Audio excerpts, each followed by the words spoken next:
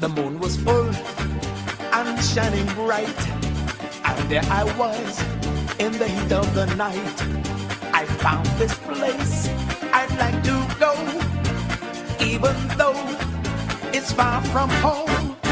It all made sense as I watched the crowd, the things I heard. This place was wild.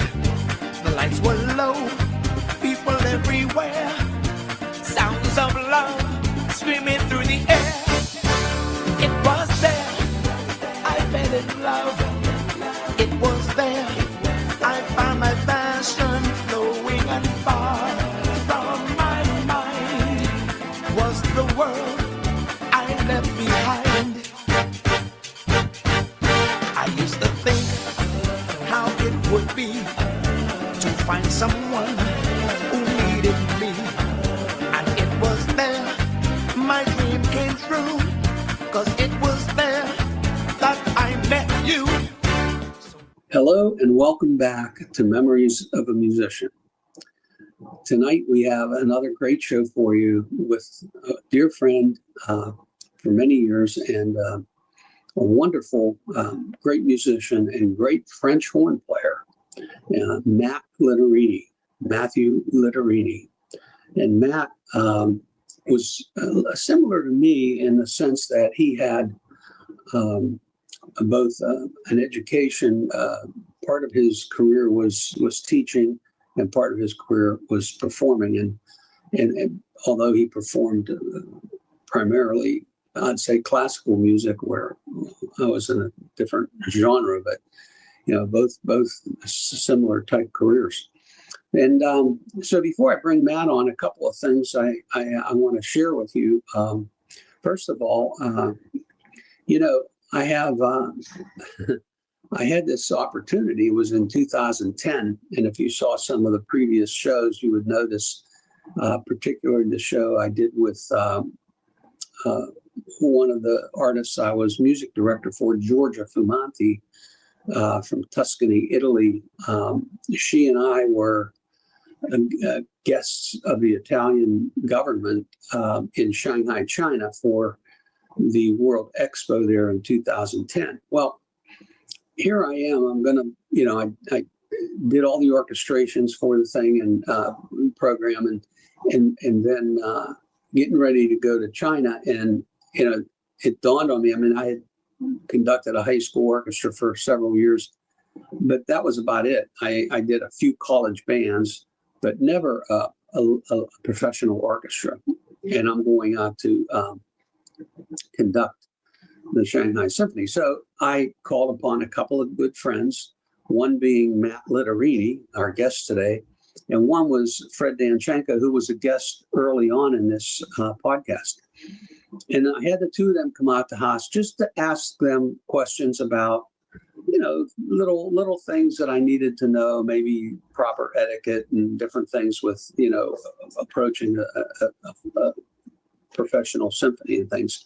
And so I have this picture to share with you. It's kind of funny. This is in my wine cellar of my former home. And there's Matt in the center holding the bottle of and he reminded me, this was our Petite Syrah, which was a really wonderful, robust wine. And then, of course, there's Fred on the right and I'm on the left. And so we had this picture taken in the wine cellar the day I brought them out to talk with them about, being in the symphonies. That's the kind of thing that, if you need to know something, you go to the right people. And both of these guys played both with opera orchestra, ballet orchestra, professional symphony orchestras.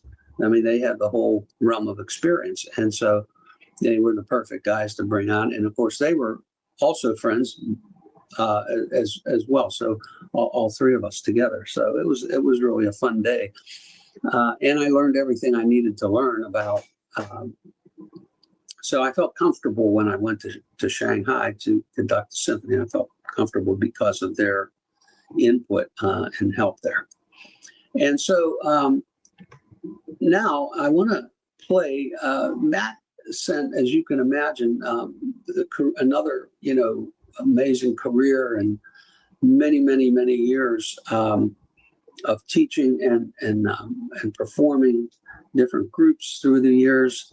And Matt sent me a lot of pictures, so I put a bunch together.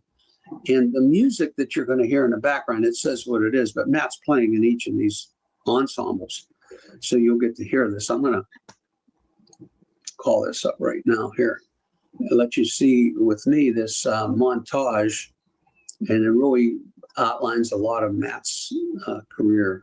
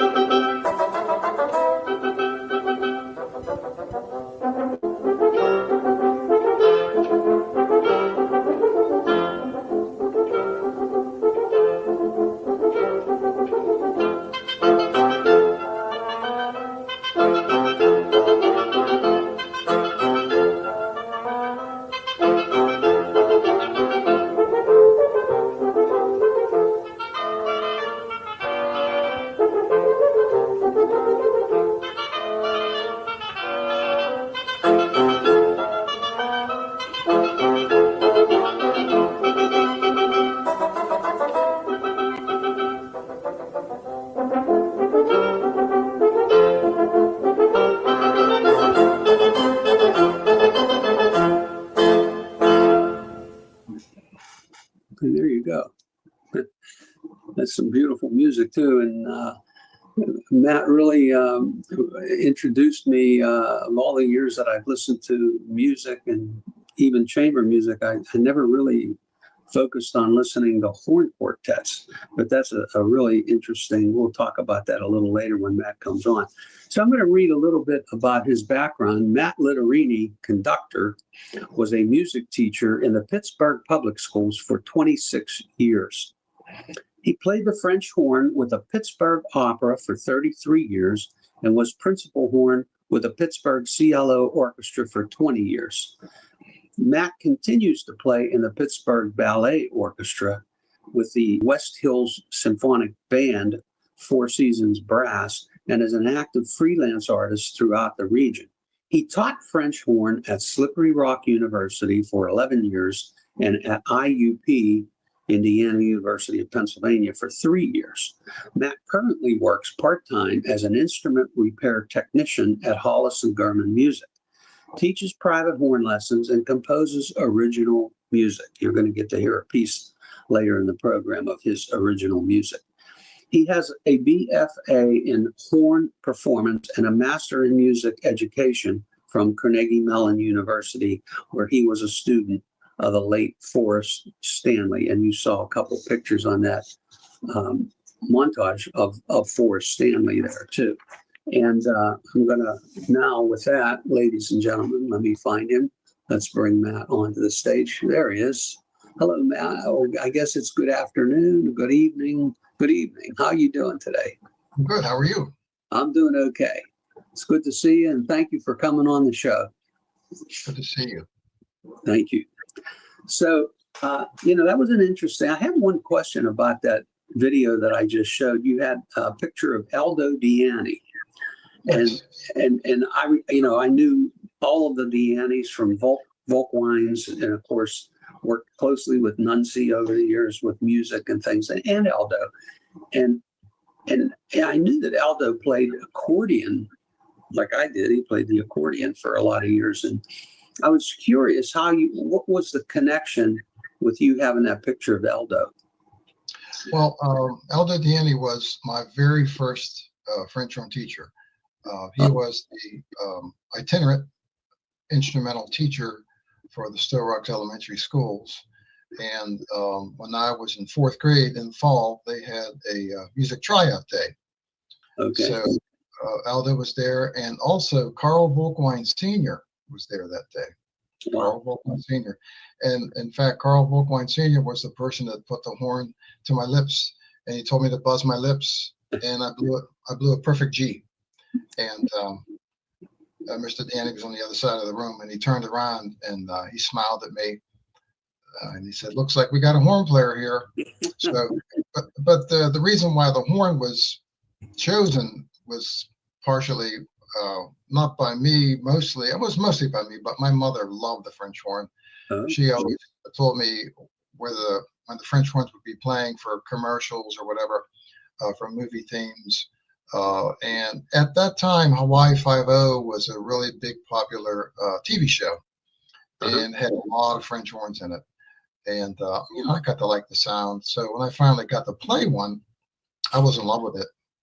So I just stuck with it on the very first day.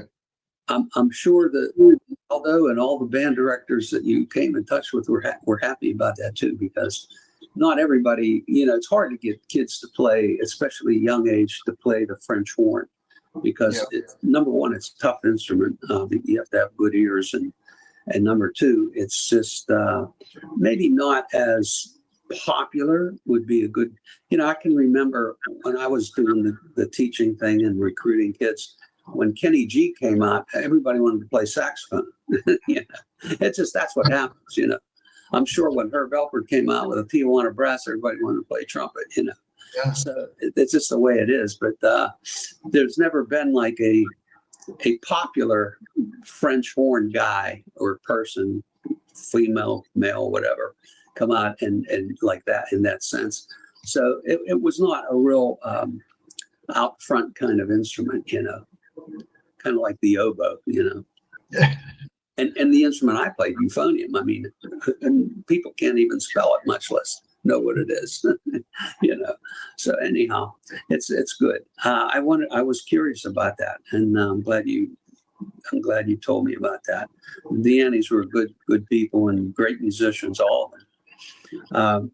Matt, when did you start studying music? Well, you just gave a little bit of that now, and your first instrument then was the French horn. That was it.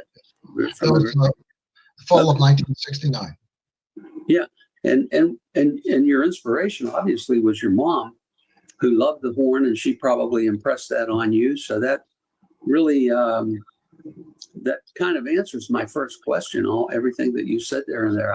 That's very good. I want to show you a picture, and you can tell me when this was and so forth.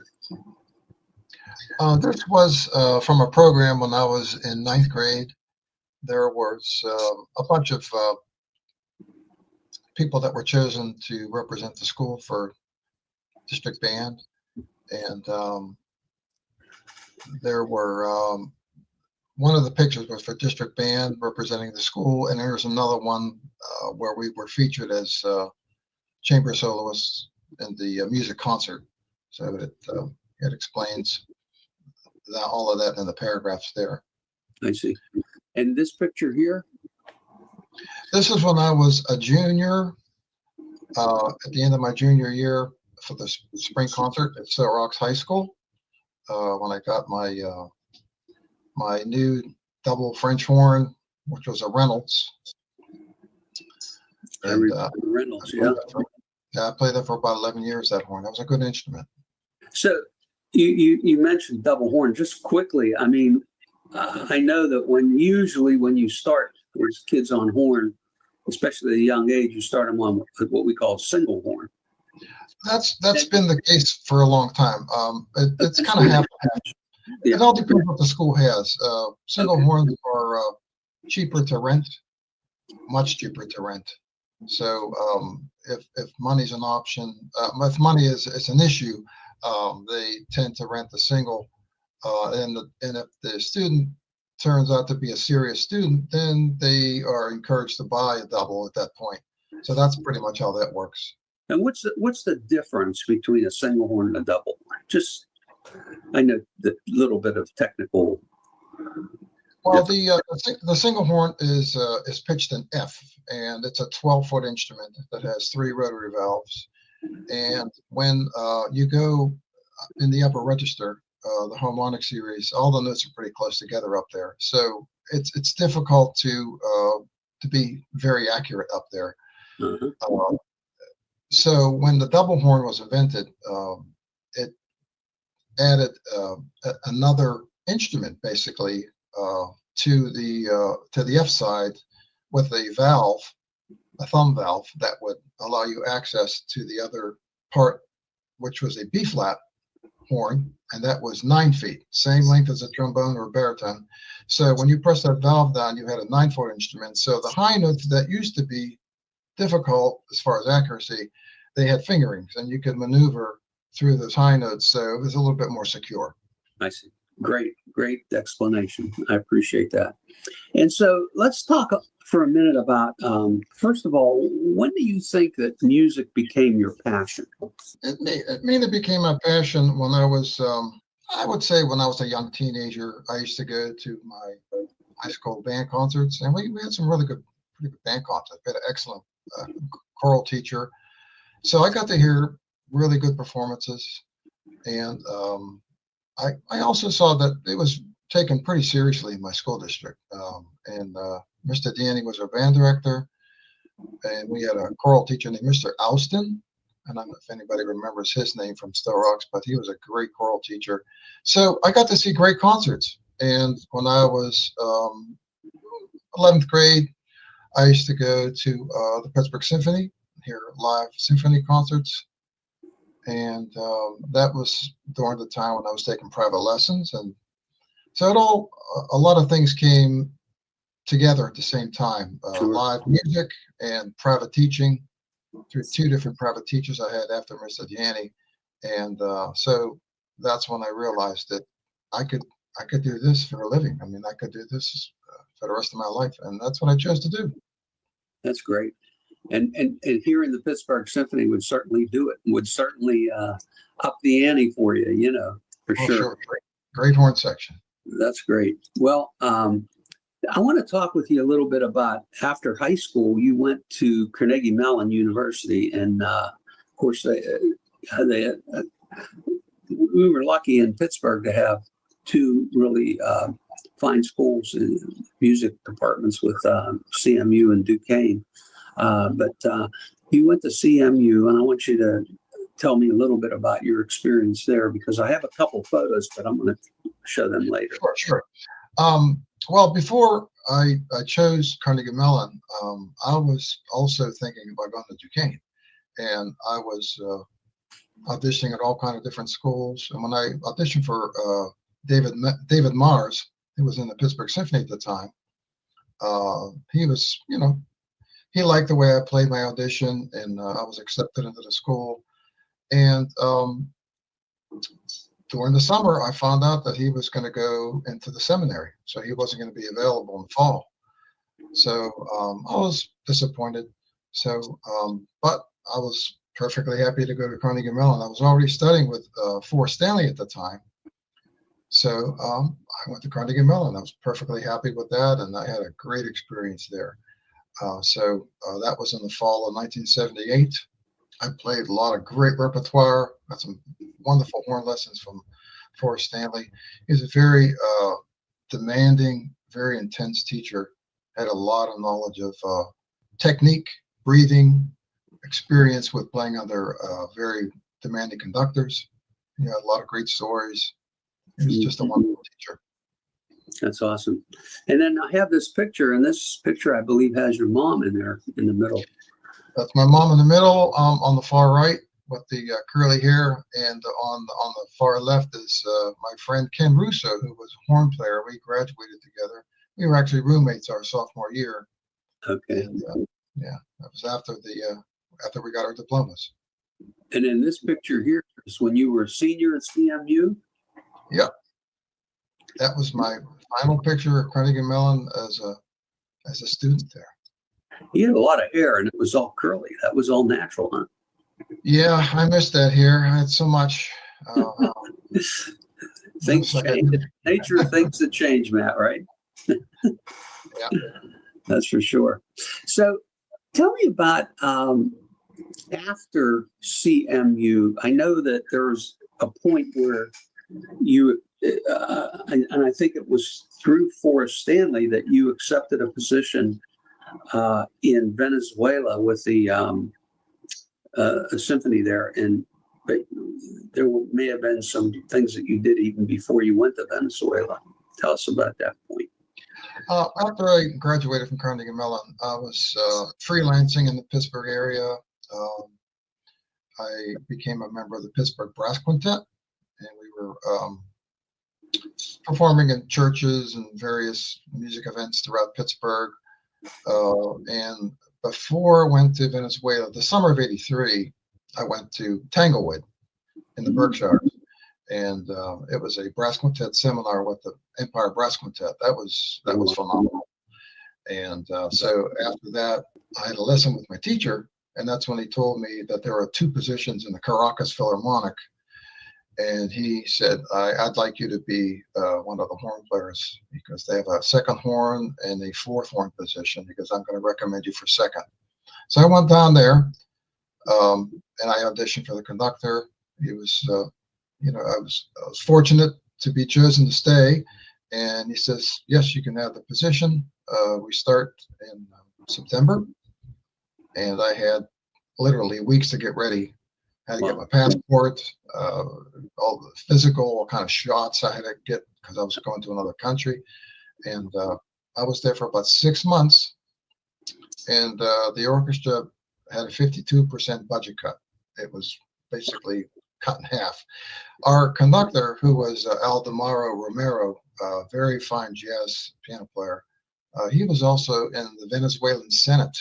He was a Venezuelan senator, and his opposing party won the next election, and he was out 52% from his budget, and it became an instant chamber orchestra, and they got rid of two horn players. I was one of them. So before I left Caracas, I flew to Maracaibo and took an audition down there, and auditioned for the conductor, who was Eduardo Ron, very fine conductor. He was also a piano player. And he said, I'd like you to stay and become our co-principal. So I was sharing the position with a horn player from Argentina. And I played there for about a year and a half. Wow, that's great. And then when you were there, I have a couple of pictures I want to show. This one here, I think you told me that these were just not musicians particularly, but in the orchestra, but they were people in your apartment building where you live. Yes, the people on the far left, the man on the far left, that's E1, and he was Mary Pompolini's husband. She's on the bottom there. They lived above us.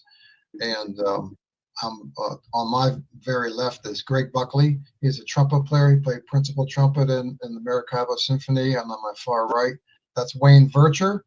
He was a trombone player from Long Island. And that's the first day I arrived in Maracaibo. Oh, wow. So they had a good many Americans playing in the orchestra there, at least a few, huh? Most of the brass players are American, some of the woodwinds. The strings are from Poland and Romania mostly. Okay. And then this was a little picture I had too. This is a horn quartet. No, this is a brass quartet that was formed at a school, a special private school called Sevas. And it was a private school, and they offered all kind of special classes for the children there. They taught English. We were invited to play for the students there a couple times, and they liked us so much that they wanted us to have a residency there. So we had a residency there. We practiced there, put on concerts, and this is one of our promotional pictures. I see. Okay. And that's while you were in Argentina or Venezuela? This is in Maracaibo, Venezuela. Maracaibo. Okay. Okay. And then I have this. Okay, this is kind of a special picture for me. When we were in Maracaibo, that first summer I was there, we were on a tour. We went to Sicily, and then we went to Italy. And our first stop was in a city in Sicily. And after we left the airport, got on our bus, and we went to our lodgings, we found out that we were going to stay in a convent. It was a really large convent, and there was hardly anybody there anymore. There was only 3 nuns and 1 priest. The priests cooked all the food and made the wine, which is very good wine, by the way. But before we entered the building, we saw the sign that was right on the wall, right near the entrance. And, I obviously didn't know what it said. My Italian wasn't that great, but somebody translated it for us, and he said, this sign says, this place is sacred, respect it. That's kind of a powerful sign there. Yeah, that's interesting. I like it. That's I was outside the Vatican Museum. When we went to Italy, we stayed a good bit in Rome, probably at least a week, I remember. And we played a lot of concerts in the local churches there. But we had 2 days to sightsee, which was kind of nice, 2 whole days. So I was on a touring group. We went to the Vatican Museum, the Colosseum, different sites in the greater Rome area. So this is me outside the Vatican Museum taking a picture there. Uh-huh. Lots of marble to see, lots of white marble everywhere. How long did you tour the actual Vatican Museum? I stayed there for about 6 hours. Oh, yeah. Well, I was going to say, because I know for a fact, I've been there a few times, and you could spend a week and not see everything in the Vatican Museum. It's just immense. I mean, it's just so much there. It's incredible, And so let's talk for a second. I saw on your degrees from CMU, you had your bachelor's in the Bachelor of Fine Arts, so in performance, horn performance. And then did you get your master's degree in music education? Is that what it was? Yes. Later on, I had a desire to go on education. I wanted to see what local schools were available to pursue classes to get certified in music ed. I already had credits, music credits, and I did take some other classes like English classes and so forth, but I had to take my psychology classes, my methods classes, and pedagogy classes, all of that. So I checked out, Carnegie Mellon's music department, and I spoke with Dennis Caldwell at the time. Dennis Caldwell actually said, well, we need a horn player desperately to play in the contemporary ensemble with Leonardo Ballata and Alonso Crespo, the other conductors that were leading that group. They were Latin American conductors. Mm-hmm. And I said, sure. And he goes, if you do that, we'll give you a nice break for your tuition. And I said, that sounds good to me. So it was kind of a no-brainer. And I went there, and I had an unbelievably great education to prepare myself for teaching in public school. Uh-huh. It was a very different path for me to take, but I was ready to take that path, and I was glad I did, because it's. And how long did you teach? Did you teach only in the Pittsburgh public schools? Was that where you taught? I subbed for 5 school districts for about 2 years, and I had a long-term sub position at Chartiers Valley, and had another long-term sub position at Mount Lebanon. Oh, okay. Yeah, they were, like 4 or 5 months or something, and then I was back onto the sub list in the 5 schools. It was like I was at North Allegheny, North Hills, up in Wisconsin. Yeah. So, and then there was an opening in the Pittsburgh schools, and it was for instrumental. And I first started as an instrumental teacher, but I wasn't told that it was only going to be temporary. So after that, it was a general music position. I was fine, and I did. I actually liked that a lot. Very rewarding. And I moved around a lot, taught a lot of different buildings, but I was basically there in the city schools for a total of 26 years. Wow. And so it was, most of the time you taught elementary general music, is that it? At the elementary school? I taught equally middle school, and then I finished teaching in elementary. So it was. I see. And so I have a short, it's very short video of you conducting an element. I'm so sure it's an elementary group for a Kwanzaa song, and this is interesting. I'm going to play this.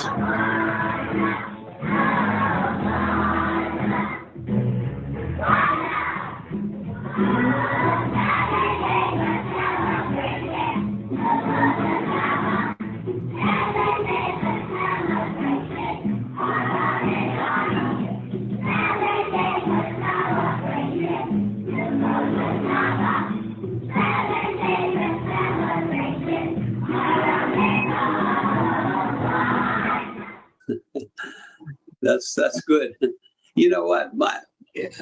I've taught at all levels, and just to get that many kids on task is an amazing accomplishment. It really is. Yeah, it was a lot of work, but it was fun. Yeah, I'm sure. That's awesome. Well, like you said, teaching is very rewarding, and I agree with you. That I've had so many students, I'm sure you have over the years, come back to you and thank you for what you helped them through, whatever, it's a very rewarding experience. So just tell me a little bit about, I mentioned this in your bio, that after you retired from teaching, you took a position at with Hollis and Gurman. Now I know the Hollises because Don Hollis was a student at West Mifflin where I taught, although he was not a student of mine because he was older. So we kind of cross paths, didn't really cross paths. I don't think we were in school exactly the same time. He was after me, but before I taught there, let's put it that way. And then his brother Dean, I knew, and I did have him in, I think, when I did like a little junior high jazz group at West Mifflin. And then Jim Garman, of course, I know through all the musicians downtown at the CLO, and because I was friends with so many of them. And so anyhow, tell us a little bit about what is, what took you to that direction, or to do a gig there, Well, when I retired from the Pittsburgh City Schools, I also I was not a member of the opera orchestra anymore. I spent about 33 years with the opera. So I resigned from the opera and I stayed with the ballet. Okay. And I wanted to, freelance still and private teach. But I kind of like let it be now that I wanted to try something different. Okay. And so Don heard that I was interested in, pursuing some more different types of employment. He approached me during a ballet rehearsal and said, I'd like you to consider coming to the shop. And you think about it and get back to me. So it took me a while to get back to him, though. I kind of made him wait a little bit. I didn't want to do that, but I did approach him and I said, yes, I'd like to come. So when I first went there, I was welcomed by everybody. It was such a great, that first day was amazing. And they were so helpful. They were also very patient with me because I was learning from scratch, and Sure. they all have decades of experience, and they were super duper fine repairmen. No matter what came through those doors, they knew exactly how to fix it quickly, not just, and they have a reputation of being the best of the best. That's for sure. They are. Yeah. Well, I'm glad, and you're enjoying it now. You're more or less, what you're doing, and you're enjoying it. Huh? Absolutely. Yeah. Another career, another part of your career, another part of your journey. So we're going to talk a little bit about the highlights of your career, and I have a lot of different pictures that I want to show. Let me find where I am here. This picture here, when you were with the Pittsburgh Brass Quintet, around 1986, is that right? This one actually was promotional pictures that we had before we went to Tanglewood. They wanted to see a picture of the group so they knew who they were going to be working with that summer. So this was, we took a whole bunch of pictures, but this one was one of the colored pictures that I wanted to include. I see. That's a nice photo. And then, thank you. And then I have this, the Pittsburgh Brass Project. Tell us about this. This was a commencement that we played there over at St. Vincent's College. And who are they, left or right? I know Kevin McManus. Okay, on the very left is Kevin McManus, and then we have the trumpet players Gene Laus. In the middle, that's Ralph Guzzi next to me, and on the far right, that's Chris Carson on bass drum out. I see. Okay, is that group still together today or no? Pittsburgh Brass Project, yes, it still is. Sometimes the members vary because of availability, but I'm still the horn player with the group. The trumpets can switch every now and then because of availability, but Kevin and Chris on either end, they're the standard trombone players for that group. Staples, huh? Yeah, most of the time. Okay. Then I have this picture here. This is the Pittsburgh Ballet Orchestra, which you were a member since 1987 until current. You're still there. Yes. That's a long run. Go ahead. Yeah. And this is what, the horn section? There. Yeah, this is the horns. I forget. I think this is from Swan Lake when we played Swan Lake. Wow. Yeah. You played in your career so many operas and so many ballets.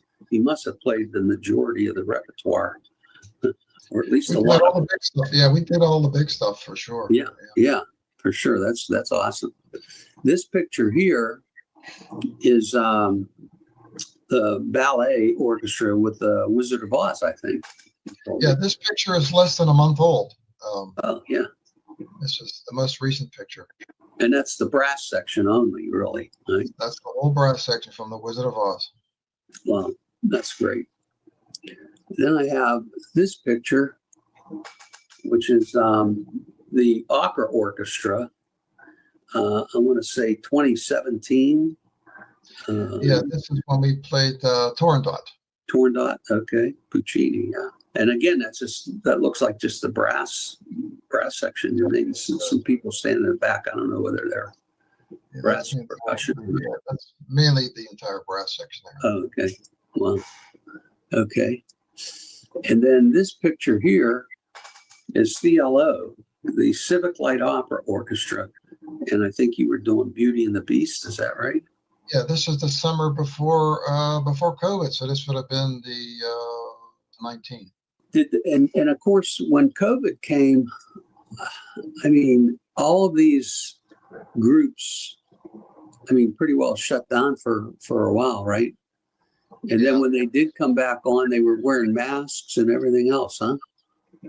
Yeah, it was pretty sad. You had to be, you had to test yourself and you had to show the results. Is that right? Just before you could even go down into the pit and whatever. Wow. Wouldn't be allowed to play unless you did that. Yeah, very strict. Yeah, that's interesting. Then you have this picture here. This guy here, God rest his soul, he was a very, very dear friend. Well, when I student taught, he was one of my 2 supervising teachers. And when I student taught at West Mifflin, I kind of grew up on the south end of the township or borough, and Evan Broman taught on the north end. So when I student taught, I decided if I was going to go to West Mifflin, I'd go to the north end. So I didn't know as many people there, or they didn't know me for sure. And so Evan Broman, so tell me about this picture, because I was surprised you sent this to me. Well, I enjoyed playing for the Civic Light Opera, and I played lead horn there for over 20 years. And for most of those years, I sat right next to Evan Broman. Wow. And he was my stand partner for many years. Is that right? Wow. Yeah, he was so much fun to play with. It was always encouraging. Like every time you were with him, you felt like you were sitting in a banquet. It was always fun. Yeah, great. He was always encouraging. You're right. That's a great way to put that, because when it came to the music, he was very encouraging.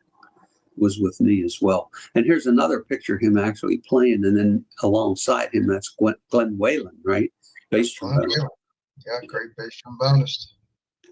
Many years with Glenn. Glenn's still playing for CLO. Yeah, he still plays, huh?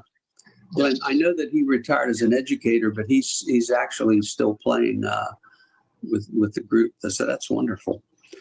And then we have this picture here. It says, the sign says Four Seasons Brass. And this is part of came out of the West Hills Symphonic Band. Is that right? Yes, we're all members of that community band, the West Hills Symphonic Band. And this past fall, we formed a brass ensemble. Okay. We wanted to, we had 2 different recording sessions. And this is after our first recording session, and we wanted to do a promotional picture, like a CD. We have our recording in the cloud, so people can be sent examples of our recordings. And we already have we've already been hired to play for upcoming Christmas coming up. Oh well. Well, I have a recording that you'd sent me of this group playing, and this would be the Four Seasons Brass playing, because you did some things other than the typical chamber music, that classical style. You ventured on to other things, and this is a song by the group Chicago called 25 or 6 to 4. Can I play Sure. This? We can all hear this. Okay.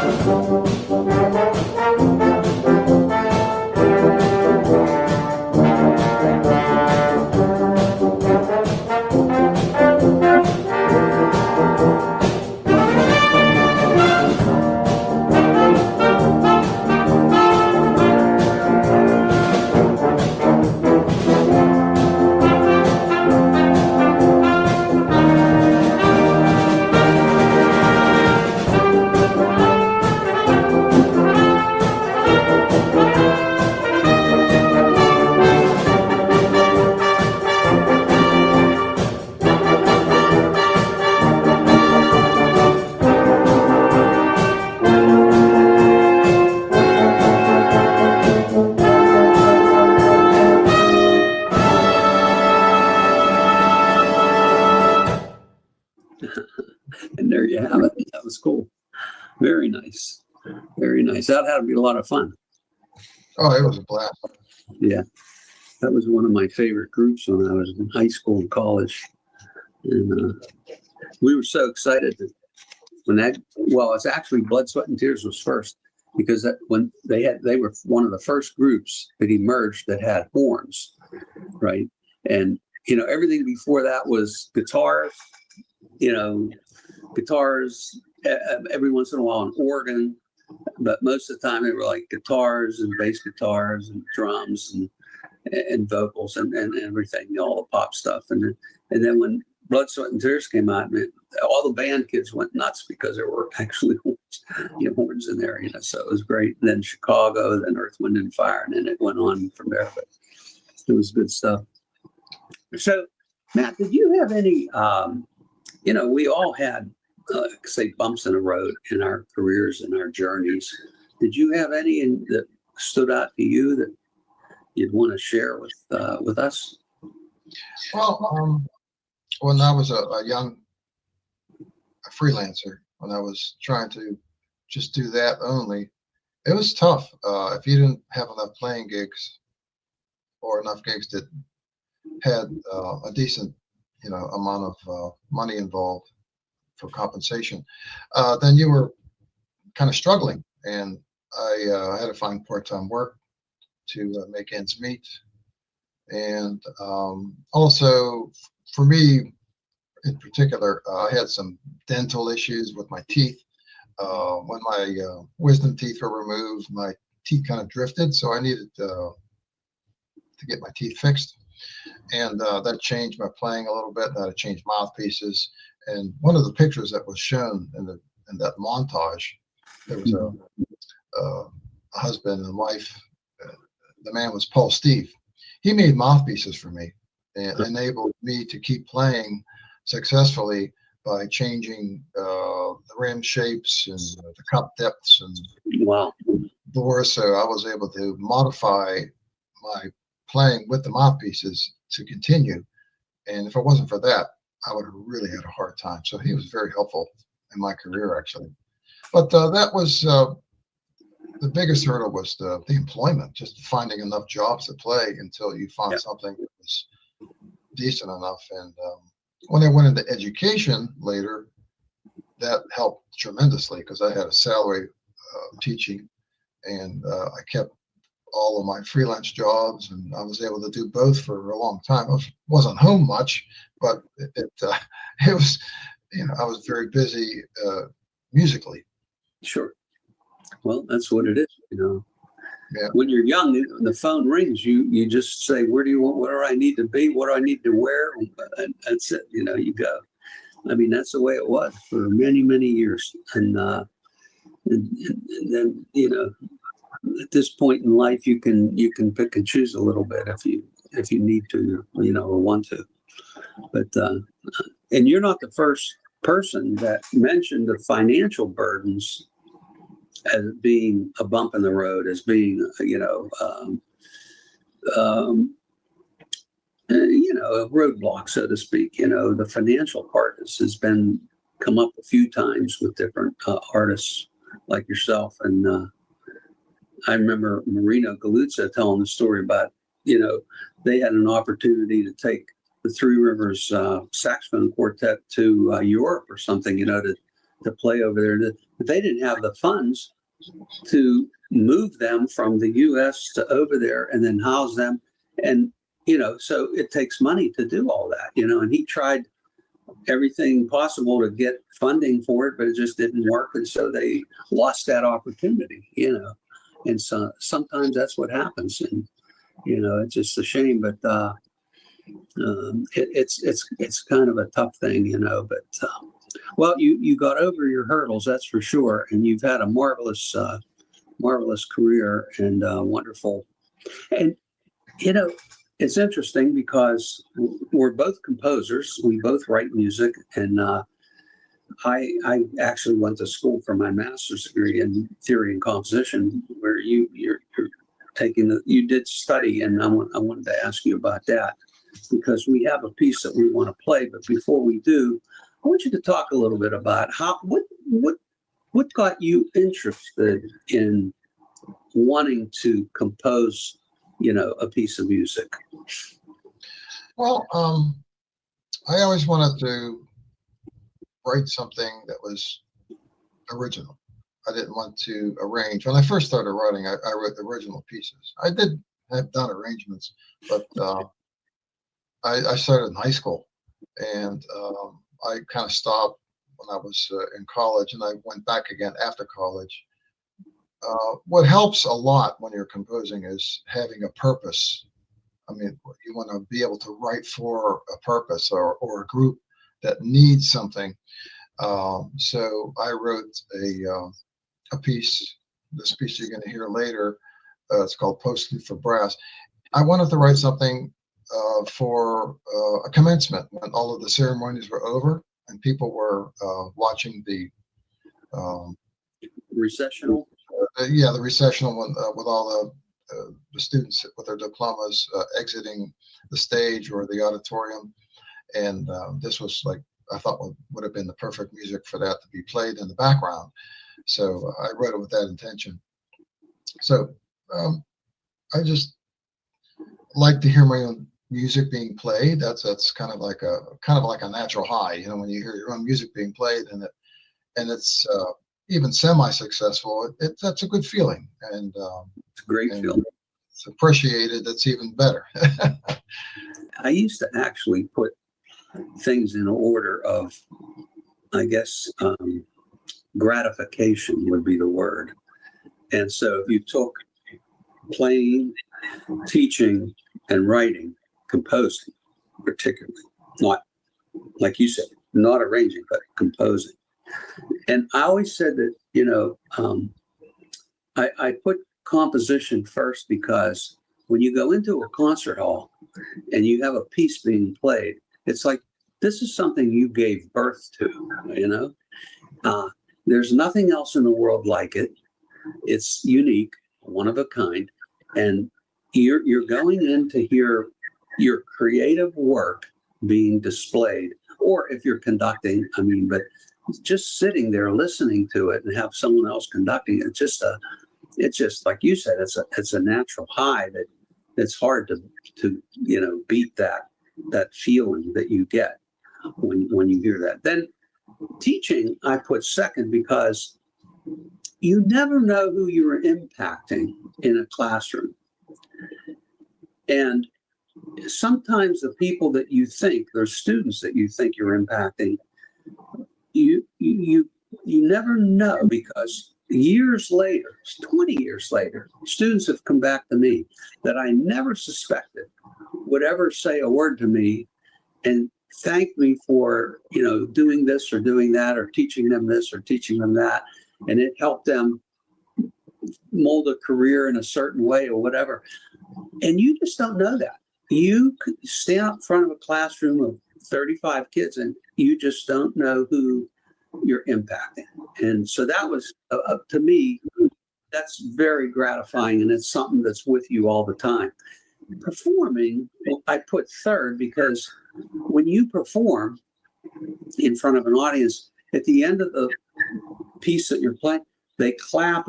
Maybe it's a standing ovation, but once they walk out the door, it's over. Basically, it's a high for a moment, but then it's gone. Yep. And it's over. Where these other, with composing and with education, these things keep coming. They're part of your existence, so to speak.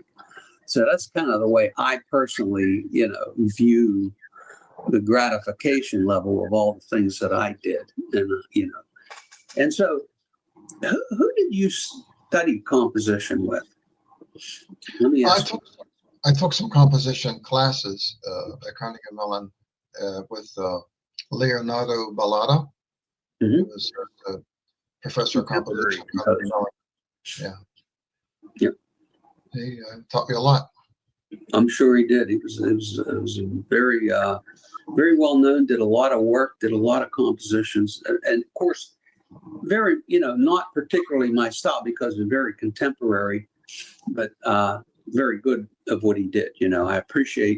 I learned that through this whole podcast too, is, some of the areas that I was not really attuned to, I've learned to appreciate better because of doing this podcast and people that are involved in other areas of music. So it's very interesting. But that's a great experience. So let's play your postlude for brass quintet. And this is the Pittsburgh Brass Project that is performing it. Is that right? Well, the Pittsburgh Brass Project performed it when it was actually on the first public performance, but this is actually a high quality finale file. Oh, okay. So all right, let's give this a listen.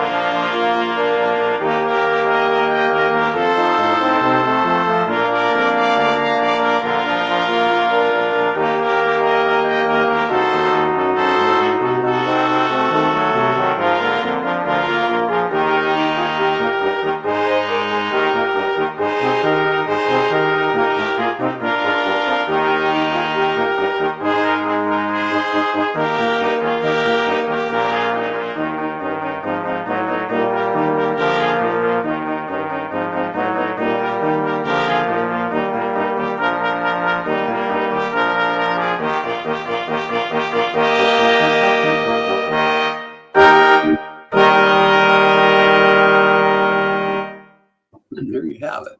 It's excellent. Very nice piece. I love it. thank you. Very, very good, Matt. Very good. Good work. And you've done a lot more than that. You've composed a lot of different things. We played a brass quintet fanfare. I tried to find a recording of that. That was performed in Tanglewood when we with the Empire Brass. They seemed to like it. Went over pretty well with there. I'd like to do that again sometime. And Matt, what is your association with the West Hills Symphonic Band? There's a bunch of different things that kind of got me joining that group. When I was 12, my father played clarinet in that band, and that was when Joe Peakey was the conductor, Right. band director there. So I got to hear the band. My uncle was also in the band as well. He was a string bass player. He was actually taught by Aldo Diani's father, Lorenzo. Wow. So yeah, for the longest time, I didn't even hear the band. I never went to any of their concerts because I was just busy doing other stuff. And just recently, a couple of years ago, like 3 years ago, Gene Loss, the trumpet player that's in one of those pictures, told me that he's playing in this community band. And he said it was the West Hills. I said, "Oh, yeah, I know about that band." And he goes, "Matt, you should join the band. It's really, really good. They got some great players. It's a lot of fun. Just really think about it." So I told Gene, I said, tell the conductor I'd like to join him. So the conductor was Clem Rowland and Tom Snyder. And they said, "Sure, bring him in." So I I went to one of the rehearsals, and they said, "Well, how do you like it?" I said, "This is great. It's exactly what I'm looking for. Something to have fun, playing great music with great musicians." A lot of them were current teachers, retired teachers. Some of them were high school students, even that were really good high school students. So there's a wide variety of fine musicians in that band, and they all just want to come and make music. It's great. Yeah. Well, I think you probably know this, but I had Clem, Maestro Clem Rowland. I had, as the music director, arranger for West Hills Symphonic Band, was on my podcast. I don't know when, a few weeks, maybe 4 or 5 weeks ago. I don't remember exactly when, but he was a guest on the program as well, and it was great. And I do remember the band whenever Joe Peakey had the band, and I did some transcriptions for them. And here, Clem told me he was in the band when they were performing. I did the Mozart Clarinet Concerto, transcribed that for band, and then also one of the it was a duet from Puccini's La Bohème with Mimi. I can't exactly remember, but anyhow, I did the duet, and Clem reminded me that in the band playing whenever they did this. That was when I was in graduate school. I just did graduate from Duquesne, and I was at the University of Miami when I did that work. And so that goes back a long, long way. And it's amazing to me that this is such an outstanding for a community band, like you said. The players, and even Clem told me there's a waiting list for some of the positions in the band to get in the band. So that's amazing, and it's wonderful. You should never let anybody wait. They should start a second band or something and have those people play. It's just wonderful. So I want to show a couple of pictures. Let me show you this one here. I did show this one here, right? Four Seasons. And then this one here is the whole horn section, the entire horn section from the West Hills Symphonic Band. And this was from the last holiday concert. Okay. Yeah. So that's wonderful. And it's nice that you're involved in that now. And now you're not only involved as a player, but I have this is a final video I'm going to show, is you conducting the West Hills Symphonic Band with a piece called High School Cadets, which is a John Philip Sousa march. And so I want to play this as the last thing. But before I do, is there anything else that you want to add in there about maybe conducting this piece or this particular piece of music or anything like that? High School Cadets is a nice march. It's a great march. It's not one of his best marches, but I kind of like this march because of the key that it was in, and each section was totally different. Like a lot of marches, there's some kind of similarity between one section and the next, but with this march, each section is completely different. It doesn't have a break strain, which is common in a lot of marches, and doesn't have a button at the end. So it's just different. It's very basic, but it was written for high school, for a high school group. So to start out in 5 flats and end in 6 flats, that's a lot to ask for high school students to play. So I just kind of had an interest in that for a lot of different reasons. Good. Well, let's show this video of you conducting it. Hang on here. Gentlemen, my dear friend and colleague and fabulous musician in every way, Mr. Matt Litterini. Woo!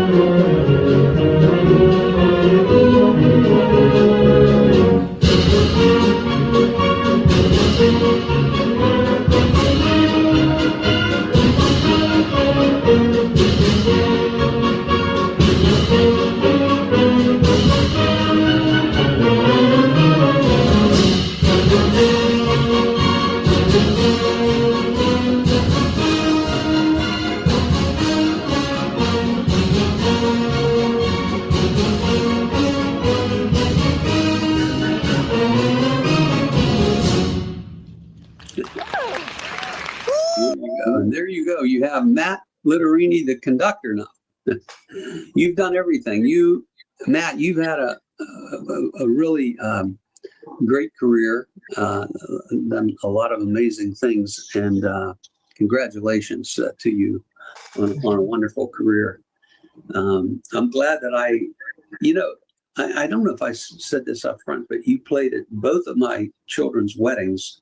My daughter, we had a full orchestra in church, and you played in the orchestra. Fred Danchenko, your friend, has played string bass, and Evan Broman was in there, and probably a lot of musicians that you from either of those orchestras downtown, because I knew most of those musicians. And then my son, we didn't have strings, we had a wind ensemble, and you played in that group as well.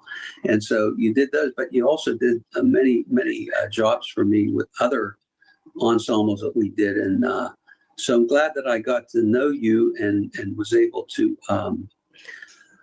hire you to play all these different things that I was involved in as well. But you've had a great career in both education and as a performer. So, and now as a composer, now as a conductor, and also now as a repair technician. So you kind of doing a lot of things here. Keep me busy. Keep you busy, out of trouble, keep you busy, keeps you out of trouble, and that's good. Now, like you said, sometimes we were so busy in our lives, we just didn't have time to know what day it was, that was a good thing. Vito, I'd like to say one thing. I can't thank you enough for the opportunity to share my life with you and the World Wide Web out there. I appreciate this opportunity. Thank you very much. No, you're quite welcome, man. And it's great having you on the program. You have a good evening, and we'll catch up with you soon. Thank you, sir. All right, take care. And there you have it, another episode of Memories of a Musician with Matt Litterini. What a wonderful, he's a gentleman and a wonderful musician, and had an amazing career too. So looking ahead, I want you to tune in next Wednesday as well, June 11th. My guest is another longtime friend and associate, Lori Yednak. Lori was the owner of Progressive Music in McKeesport, PA. He was also the sound tech and event manager for various organizations, including Tournament of Bands. Lori served as a music adjudicator as well as percussion instructor, assistant band director, and advisor for many years to many different high schools. So be sure to tune in next Wednesday for another episode of Memories of a Musician. Thank you.